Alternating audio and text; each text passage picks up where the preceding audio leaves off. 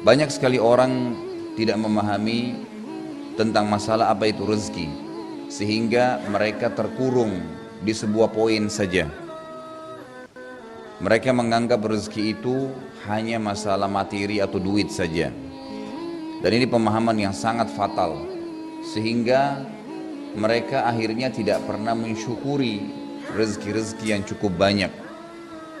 Kalau definisi rezeki sendiri adalah segala sesuatu yang dibutuhkan oleh makhluk, segala sesuatu yang dibutuhkan oleh makhluk dalam menjalani kehidupan mereka di dunia, baik itu golongan jin, manusia, hewan, dan tumbuh-tumbuhan.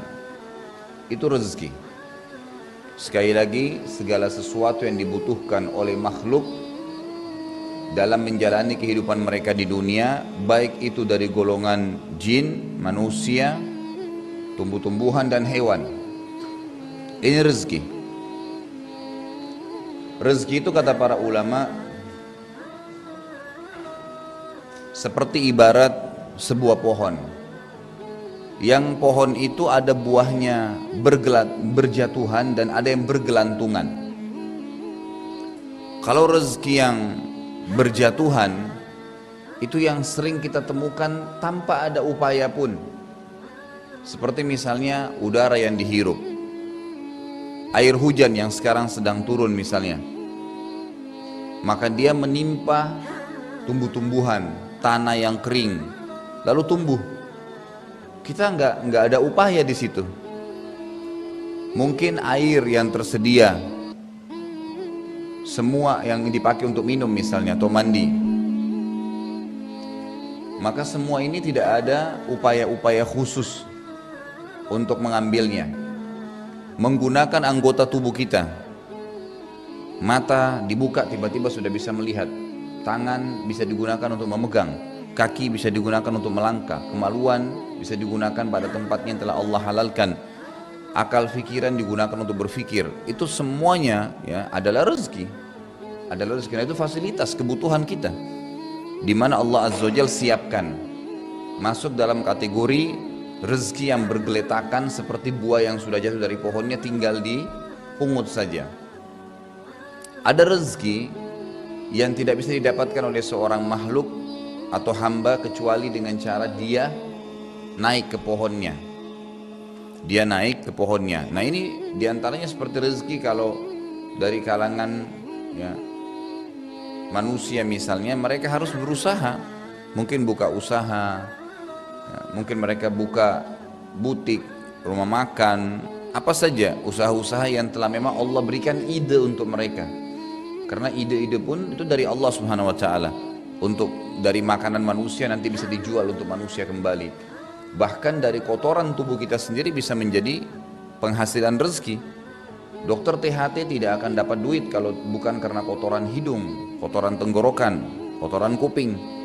Semua itu bisa menjadi rezeki. Orang tidak akan bisa jual sabun dan sampo kalau badan manusia tidak kotor, maka tidak akan bermanfaat bagi mereka. Allah Subhanahu wa taala jadikan semua yang di tubuh kita ini bermanfaat untuk menjadi rezeki sendiri. Jadi dikelola. Sisa-sisa makanan yang kita buang ke tanah, dimakan oleh tanah, yang kita biasa bahasakan ditimbun, lalu kemudian menjadi sari makanan lagi buat tumbuh-tumbuhan, lalu tumbuh-tumbuhan itu mengeluarkan lagi kembali buah-buahannya, lalu kemudian bermanfaat lagi buat manusia. Itu semua adalah rezeki-rezeki yang banyak orang tidak sadari masalah itu. Orang tidak menyadari, sehingga memang mereka sangat nanti terbatas ya, sisi rezekinya untuk mempertahankan atau menambahnya, karena mereka tidak mensyukuri kecuali yang mereka anggap rezeki di pandangan mereka, padahal sudah salah dari sisi definisinya saja, sudah keliru. Mereka selalu berpikir rezeki itu kalau sudah ada duit, kemudian duit itu akan dibeli makanan. Nah, makanan ini bukan rezekinya, tapi duit yang didapatkan kadang-kadang mereka anggap. Padahal sebenarnya mereka bisa melangkah, menggerakkan tangan, menggerakkan kaki, membuka mata, mendengar dengan kupingnya, sebuah rezeki yang juga harus disyukuri sehingga bisa bertambah atau minimal bertahan. Rezeki-rezeki ini saya katakan tadi ada yang diupayakan. Hewan-hewan mungkin ada di antara hewan yang rezekinya datang seperti manusia umumnya, yang memang dia tidak cari. Ada hendak, ada memang yang dia harus berburu sehingga dia bisa dapat. Begitu keadaannya. Tumbuh-tumbuhan sama halnya. makin besar akarnya, akar itu akan makin banyak mencari sari makanan di dalam tanah gitu. Maka itu akan lebih banyak, maka pohonnya lebih besar dibandingkan dengan yang akarnya sedikit misalnya atau kecil. Semua seperti itu kurang lebih. Ini contoh-contoh saja tentang masalah definisi rezeki itu sendiri. Jadi sangat keliru kalau ada orang menganggap rezeki hanya berkisar di masalah materi tertentu saja. Padahal semua yang dia gunakan, fasilitas yang dia butuhkan di bumi ini selama dia hidup di dunia, maka itu adalah rezeki dari Allah subhanahu wa ta'ala. Nah sekarang pembeli rezeki dari definisi ini, semua fasilitas tadi yang merupakan menutupi kebutuhan seorang hamba, hanya Allah azza wa jalla yang memberikan, tidak ada yang lain. Jadi kalau kita lihat air yang hujan turun dari langit, kemudian basah semua tanah-tanah yang sudah kering, tumbuh-tumbuhan jadi tumbuh, kita bisa menggunakan fasilitas mata, tangan kita bisa gerakin, ada 5 jari, masing-masing punya kekuatan tersendiri. Saya pernah keluar dari supermarket, kemudian saya gunakan satu saja jari saya untuk ngangkat kresek, itu dengan 5-10 kilo bisa ngangkat. Kalau kita pikir secara akal sehat, tulang, kemudian daging dan kulit seperti ini, bagaimana caranya bisa punya kekuatan mengangkat 10 kilo? Tapi dengan kuasa Allah SWT, kalau saya gunakan 2 jari, jauh lebih kuat. Kalau saya gunakan semua jari saya, maka luar biasa gitu. Bahkan manusia bisa mendorong mobil dengan telapak tangannya gitu kan. Itu satu hal yang luar biasa, yang kadang-kadang kita tidak pikirkan. Ini sebuah rezeki. Adanya kekuatan, itu adalah rezeki. Adanya fasilitas yang bisa dipakai adalah rezeki. Dan yang menyiapkan semua itu dan menjadikan sebagai kebutuhan bagi kita. Jadi yang menyiapkan fasilitas sebagai kebutuhan dan menjadikan itu sebuah fasilitas, itu juga Allah Subhanahu wa taala, enggak ada yang lain. Allah lah yang membuat mata kita, lalu Allah membuat fungsinya melihat. Allah menciptakan kuping kita sebagai rezeki buat kita, dan Allah yang menciptakan juga dia berfungsi untuk melihat. Kalau cuma diciptakan saja bentuknya begini lalu tidak ada fungsinya, maka tidak akan bermanfaat. Tangan diciptakan oleh Allah dengan bentuk begini, kemudian diberikan kekuatan padanya sehingga dia bisa mengangkat sesuatu, kaki bisa melangkah dan seterusnya. Jadi ini semua adalah bentuk rezeki, dan tidak ada yang memberikan rezeki tersebut, menyiapkan semua fasilitas dan untuk seluruh makhluk kecuali Allah azza wa jalla. Jadi sangat sempit kalau ada orang mengatakan rezeki itu hanya materi tertentu, apalagi kalau dia mencari rezeki itu kepada selain yang menciptakan dia dan rezeki yang dia butuhkan serta seluruh makhluk ini. Seperti banyak orang masih pergi ke kuburan, pergi minta-minta kepada makhluk yang sama dengan dia. Akhirnya makhluk itu memberikan syarat-syarat yang juga syarat itu sama berputar di makhluk lagi, gitu kan? Tidak ada manfaat yang sama sekali mereka dapatkan. Gitu. Baik, kita dengarkan dari mana dalilnya bahwasanya memang yang Razzaq, pembeli rezeki itu dan mengatur semua ini, dan yang menjadikan rezeki itu bisa ada fungsinya masing-masing hanyalah Allah Subhanahu wa taala. Allah jelaskan dalam surah Az-Zariyat.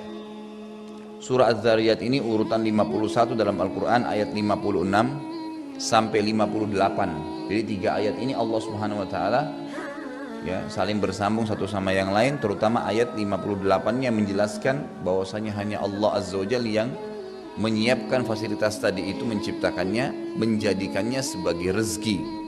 Jadi berfungsi semuanya. A'udzubillahi minasyaitonirrajim. Bismillahirrahmanirrahim. Wa ma khalaqtul jinna wal insa illa liya'budun.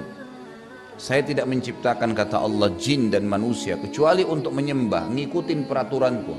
Yang halal mereka nikmatin, yang diperintahkan mereka jalankan, yang haram mereka tinggalkan. Ma uridu minhum mir rizqin wa ma uridu minhum an yut'imun. Kata Allah, saya enggak butuh timbal balik rezeki dari mereka, enggak butuh. Bukan berarti kita dikasih makan lalu kita kasih makan juga Allah, enggak. Allah enggak butuh itu. Allah enggak butuh menyiapkan kita sawah sehingga kita bisa bercocok tanam, bisa menanam padi, kemudian hasilnya kita kasih ke Allah, enggak. Allah enggak butuhin itu. Allah enggak butuh respon kembali rezeki yang sudah dikasih. Maksudnya dengan benda atau fisik yang sama. Allah enggak butuh, dan Allah tidak butuh juga diberikan makan apa yang sudah kita makan. Kalau kita bercocok tanam, Allah enggak butuh kita kasih tanah itu sebagian untuk Allah sebagai penciptanya. Allah enggak butuh juga hasilnya dari padi tadi. Allah enggak butuh juga pada saat kita masak makanan padi tersebut lalu kita kasih ke Allah. Allah enggak butuh semua. Allah mengatakan ma uridu minhum min rizq. Saya tidak butuh rezeki dari mereka, tidak butuh timbal balik unsur fasilitas tadi. Wa ma uridu an yut'imun. Saya tidak butuh juga untuk mereka berikan hasil masakan mereka kepada saya, enggak butuh. Jadi Allah SWT tidak mengatakan, Allah siapin tapi Allah tidak butuhkan. Apa kata Allah? Di ayat 58, tadi itu ayat 57 ya. Innallaha huwar razzaqu dzul quwwatil matin. Sesungguhnya hanya Allah lah Razzaq. Razzaq ini sama yang sering saya tekan-tekan adalah siga mubalaghah, sesuatu yang melampaui batas dalam bahasa Arab. Jadi kalau dikatakan rizqun itu berarti sesuatu fasilitas. Kalau raziq berarti pembeli rezeki tapi pada item-item tertentu. Tapi kalau dikatakan Razzaq berarti dia menyiapkan semuanya dan continue terus, tidak pernah berhenti. Pohon ini habis buahnya, musim lagi buah lagi gitu. Hujan, selesai orang butuhan turun lagi hujan. Kita tidur, selesai tubuh kita tidur semua, bangun, mata tetap berfungsi lagi kembali, tangan berfungsi, kaki terus berfungsi. Jadi Razzaq itu kata ulama tafsir adalah zat yang luar biasa sempurnanya, menciptakan, memfungsikan dan mempertahankan. Terus begitu, fasilitas. Jadi itu makna Razzaq bukan hal yang ringan tapi hal yang luar biasa bobotnya, gitu kan? Maka Allah mengatakan innallaha huwar razzaq dzul quwwatil matin, ditambah lagi dan dia adalah sekuat-kuat tempat untuk bersandar dan bergantung. Enggak butuh bergantung kepada selain Allah Azza wa Jalla.